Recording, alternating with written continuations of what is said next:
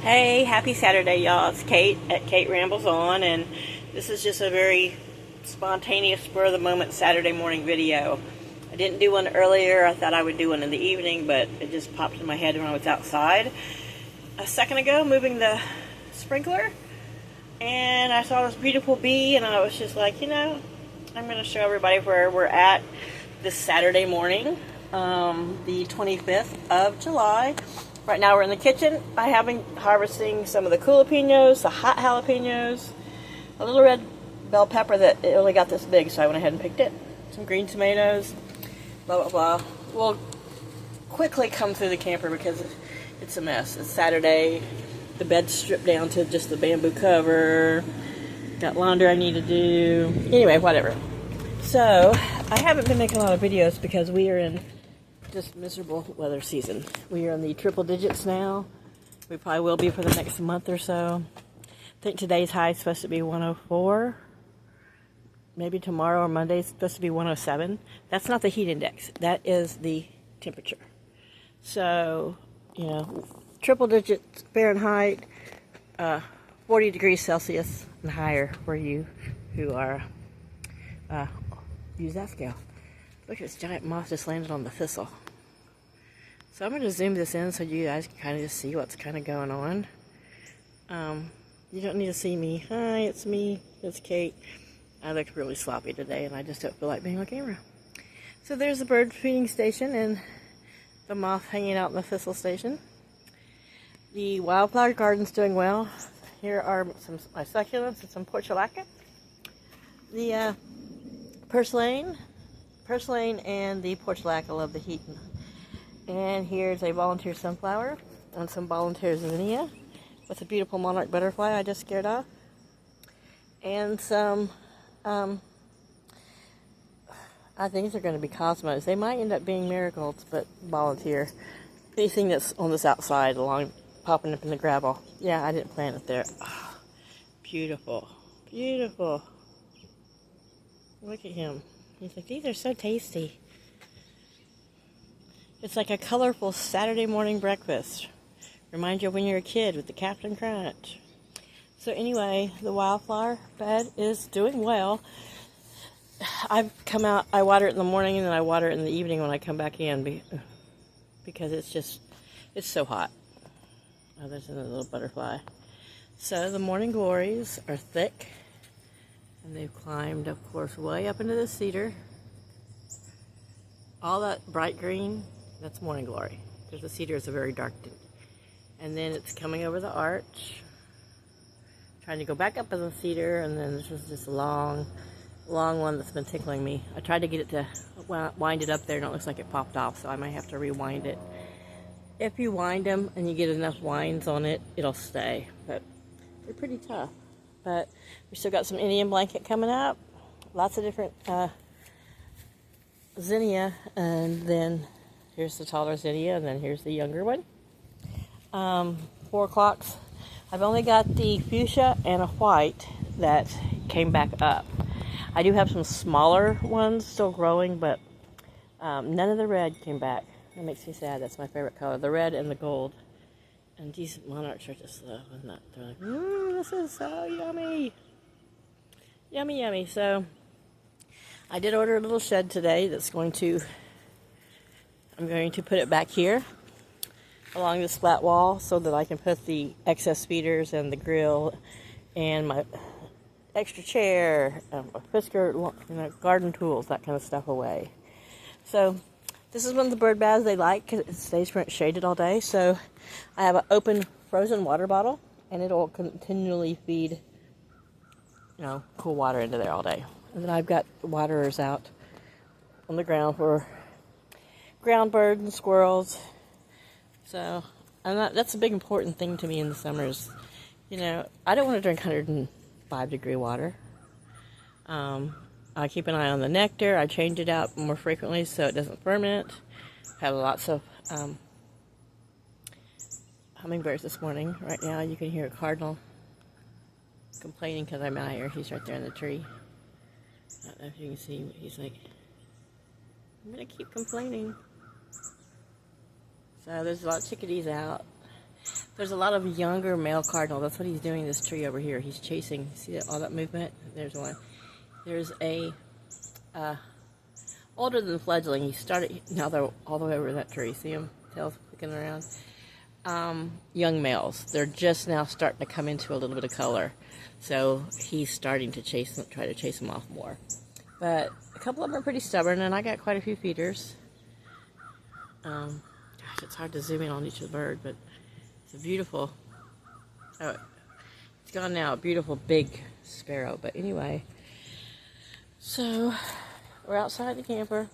It's probably already in the 90s. It's been like 85 at 6:30 in the morning. Yeah, crazy, crazy. So, over there, all that wildness back there is the volunteer squash pumpkin surprise. There's been lots of blooms. There's different plants. I have seen male and female blooms, and there's been all kinds of pollinators, but I don't know if the heat is affecting it, but nothing is showing any fruit growing. This is corn. I'm not growing it, though. It's volunteer corn. There's still a volunteer couple of tomato plants in there. I'm sure they won't produce, but okay, we got a tufted titmouse complaining because I'm still over here. They're like, oh, get away from our feeders. This is a little mimosa tree that decided to grow out of the concrete. I've been babying it and watering it. That's for any critter or anything feral that in this heat is suffering and needs some cool water and food. I'm a softie. So let's go take a look here at the rest of the garden. I'm going to move the sprinkler, and then we'll call this a video because it is already hot. So the green stalk's got a lot of zinnia. Gosh, I forgot the name of that. But it should make little yellow flowers. This pot, the rose bush my brother gave me, I don't think it's going to take off. I don't know, but around it is a wildflower mix. So there's poppy, there's zinnia, there's cosmos. I don't know what else might be in there. Yeah, this guy's like, this is so tasty. I love this. We've got million bells. I let all the basil go to flower because for the pollinators. I'm sorry, I just cannot resist. So beautiful.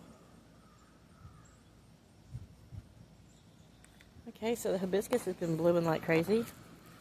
They were all bloomed out last night and this morning. And if you don't know, a hibiscus blossom only lasts for 24 hours, and then it shrivels up. More zinnia.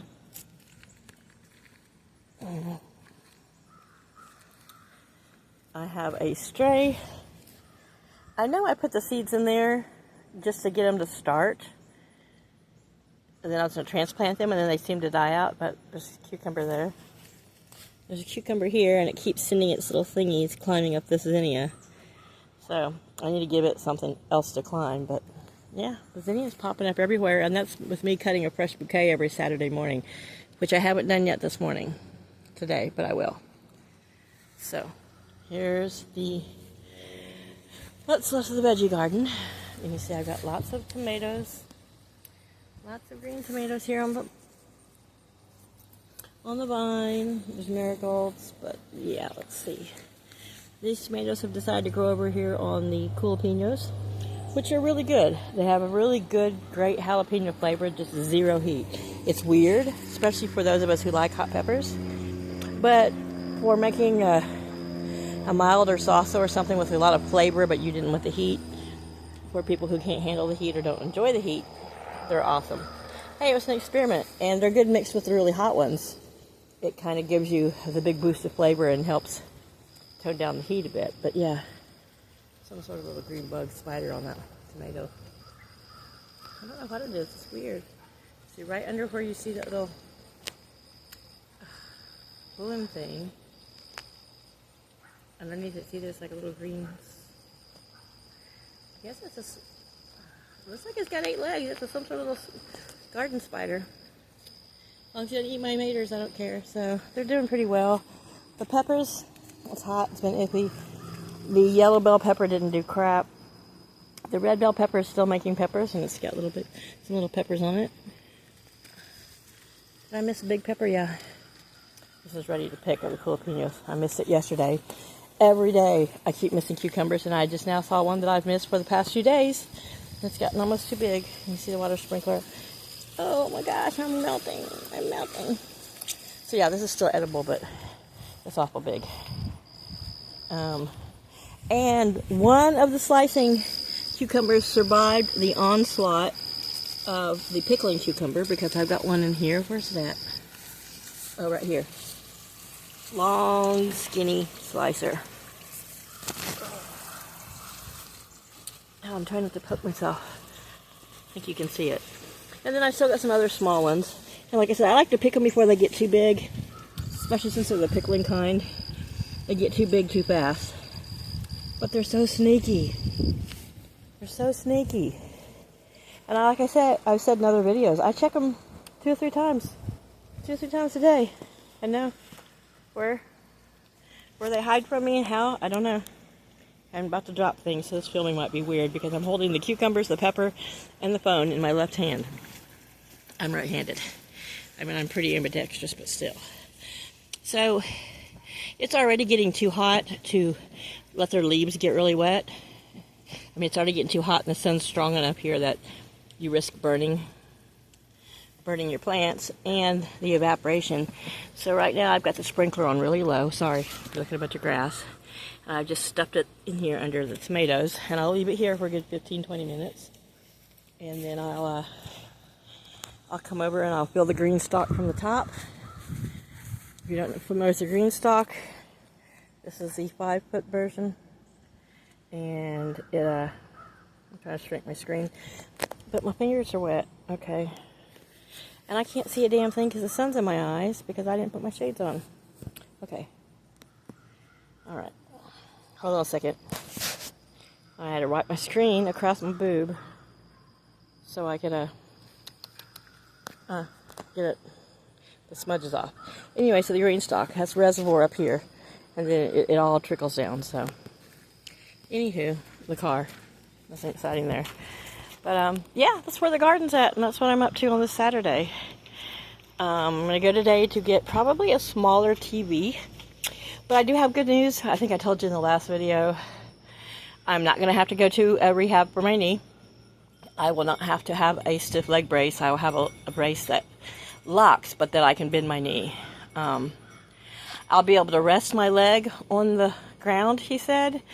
My knee will support the weight of just itself.